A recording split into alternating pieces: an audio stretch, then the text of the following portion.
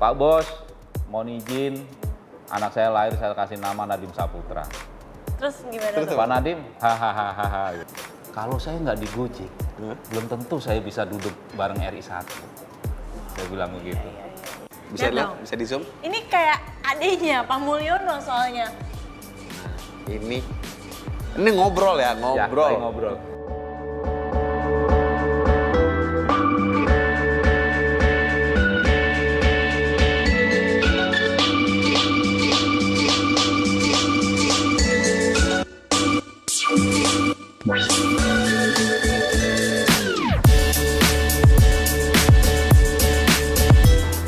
Mulyono. Bapak Mulyono ya? Iya.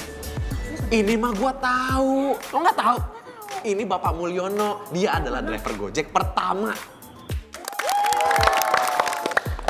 Pak Mulyono. Berarti udah pernah ketemu sama Pak Nadiem dari semenjak 2010. Udah deket banget pasti sekarang kan hubungannya ya. Dekat banget tidak. Cuman ya saya punya emosional tinggi dengan beliau karena kebersamaan dari 2010 sampai sekarang jadi punya emosi saya sama Mengikuti beliau. perjalanannya Betul, Gojek bareng bersama betul. Pak Nadiem ya. Dari benar-benar dari mulai nol sampai sebesar ini. Jadi saya pun kalau ketemu beliau itu pasti Pak Nadiem itu meluk saya. Pak Nadiem tuh orangnya kayak gimana sih Pak? Iya. Pak Nadiem, sosok seorang Nadiem Makarim itu orang yang sangat-sangat sederhana dan tidak sombong, merangkul semua mitranya. Kalau ketemu mitranya, mitra drivernya itu selalu, apa kabar bos? Kalian itu bos saya. Itu selalu yang diucapkan sama Pak Nadiem. Iya, iya. Gojek tuh nggak ada apa-apanya tanpa emang driver online ya kan? Betul. Iya. Jadi sosok seorang Nadiem Makarim pun menurut saya sekarang jadi menteri ya emang udah sewajarnya. Karena emang beliau ini emang Kerja keras. pekerja keras, luar biasa. Nggak, kalau udah kerja itu udah nggak mengenal waktu sosok seorang Nadiem Makarim. Bapak pernah curhat nggak sih sama Pak Nadiem ketika pas ketemu gitu? Bilang, Pak, saya jadi driver Gojek. Setiap saya masuk ke komplek, masuk lewatin ojek pangkalan, saya kayak diginiin, saya diginiin. Saya cerita, dan Pak Nadiem pun sudah tahu.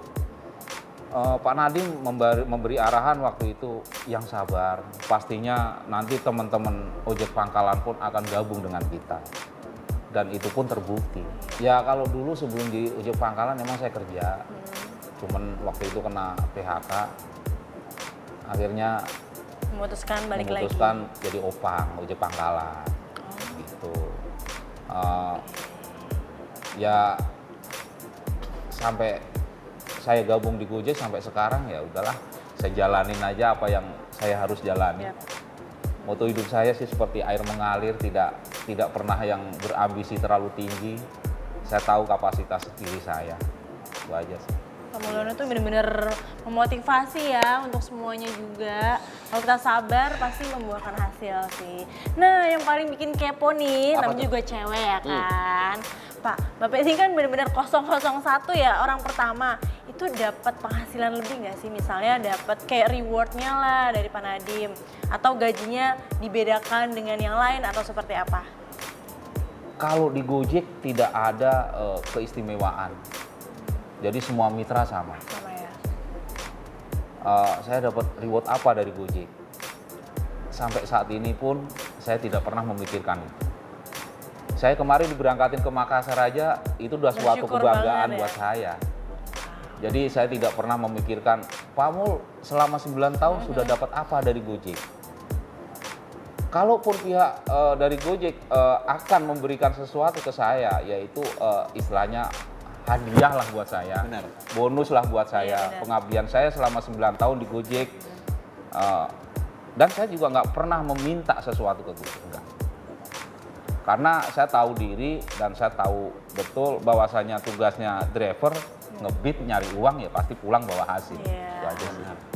Bawa rezeki buat anak istri di rumah, Siap. Pastinya berkah itu sih. dapur ngebul. Ya. Luar biasa. Pak, maaf, Bapak Mulyono boleh tahu usianya berapa sekarang? 50 tahun. 50 tahun. Berarti dari usia 41 Pak ya? Iya. Nah, sekarang kamu udah jadi driver Gojek, udah lebih dari 8 tahun. Udah mau 10 tahun malah sekarang ya? Lagi jalan 10 tahun ya? Iya. Itu Bapak bakal terus untuk stay di Gojek atau mungkin Bapak ingin mencari pekerjaan yang lain? Saya akan tetap fokus di Gojek sampai saya tidak mampu lagi membawa kendaraan motor. Buat apa saya harus pindah dengan usia saya yang sekarang udah kepala 5?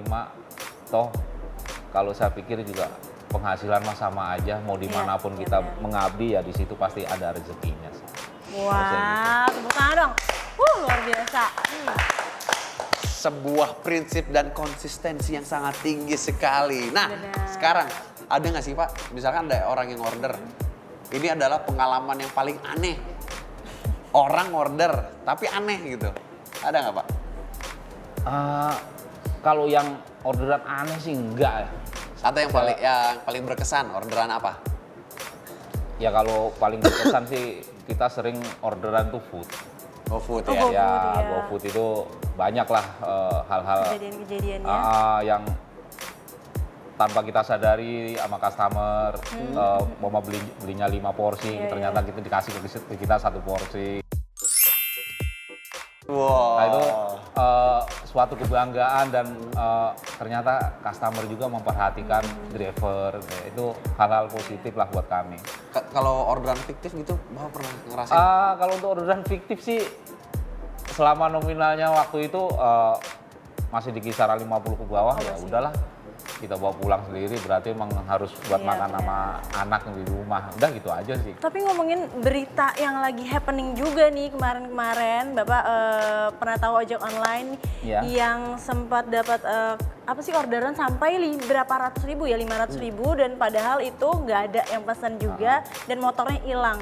Itu menurut Bapak gimana sih? Ada yang seperti itu ya kejadiannya ya? Kalau yang sebenarnya kan balik lagi ke pribadi drivernya. Setiap kita belanja di lokasi mall ataupun perkantoran, food ataupun kita nganter paket, kan sudah disiapkan lokasi parkir. Kenapa harus kita parkir di pinggir jalan yang penuh dengan resiko? Benar. Nah itu lagi saya bilang balik lagi ke pribadinya driver, mau keluar uang nggak buat parkir, kan intinya sih itu. Tuh kan gue bilang sama lu, kalau misalkan order GoFood kasih duit lebih buat parkir. Sih, tapi lo kalau parkir jangan di tengah jalan juga. Ya Tabrak enggak. dong. Kalau di nanti. tengah jalan namanya sahur on the road, tengah jalan. Setiap kita ngambil orderan apapun itu, saya hanya menyarankan untuk teman-teman driver, parkirlah sesuai yang tempatnya. Kedua, kalaupun kita mendapat orderan, paling tidak harus dikonfirmasi ulang ke customernya. Benar. Oke, dengan telepon ya. Betul, Ya. telepon, bener nggak pesen ya. ini. Dan sekarang udah ada chat kan, Betul. Kalaupun kita udah konfirmasi ternyata nggak ada respon dari customer yang pesan, alangkah baiknya kita cancel. Yes, Kalau benar. saran saya sih itu, karena apa, food ini sangat-sangat berisiko buat kita. Nih Pak, banyak yang bilang katanya Bapak kan udah jadi driver pertama di Gojek dan udah 9 tahun. Pak Mulyono ini cocoknya udah jadi karyawan Gojek, bukan driver Gojek lagi. Pendapat Bapak gimana? Kalau saya, kalau menurut pendapat saya ya, biarlah itu menjadi kewenangan orang Gojek. manajemen Gojek. Oke. Nah, Saya tidak berani Berpendapat. berpendapat, nanti saya disalahkan. Benar. Saya ini orangnya nggak mau dibilang Mencari keuntungan. kamu di Gojek karena ada maunya.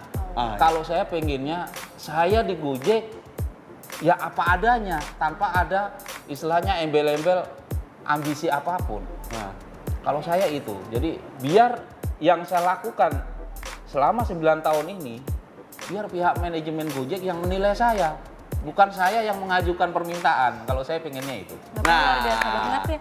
Tuh, Wow. makanya nih untuk kantor Gojek ya, saya Bakti Perkasa menyarankan Anda ya, manajemen Gojek untuk menjadikan Bapak Mulyadi ini sebagai karyawan Gojek. Siapa tahu bisa menjadi komisi kebijakan Mulyono. untuk Mulyono. Pak Mulyono ini. Mulyani ya tadi ya. Pak Mulyono ini maaf, menjadi salah satu karyawan Gojek. Mungkin bisa masuk jadi divisi kebijakan. Nah. Jadi kalau misalkan karyawan Gojek kan nggak tahu nih, mereka kan kerja di kantor ya kan, nggak tahu kalau di jalanan kayak gimana. Nanya lah sama Pak Mulyono, ini ada driver kayak gini, ini enaknya gimana ya?